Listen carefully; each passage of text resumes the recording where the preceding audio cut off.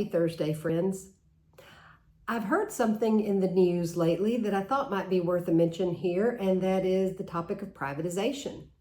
Now, privatization is when a good or service that is typically provided by the public sector, the government, is turned over to the business community, the private sector. And this is not always a bad thing, because when it's turned over to the private sector, it breeds competition. Competition can be good because that provides motivation to operate more efficiently, and motivation to provide greater customer satisfaction. Will there be higher prices? Possibly, but that's not always bad, because you know the saying, you get what you pay for. And if a business can't raise their prices enough to cover their costs, you're not going to get that much.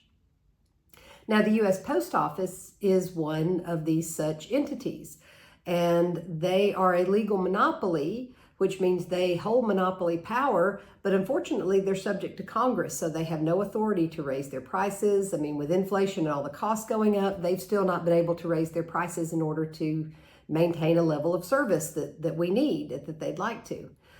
They've lost billions in the last 10 years because of this, as much as 9.5 last year alone. And so the talk has been that possibly they will be one of the entities that would benefit the public to go ahead and privatize them. Now, the wave of privatization, it gathered steam back in the late 70s and early 80s with Margaret Thatcher in the United Kingdom privatizing $20 billion in businesses, and Ronald Reagan here in the United States, who gave the mandate to his administration, don't just stand there, undo something.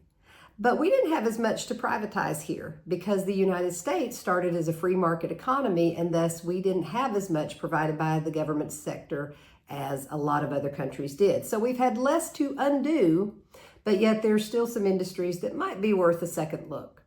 So take this information with you. Tomorrow's Friday, and just when these news snippets come around, just view it with your common sense.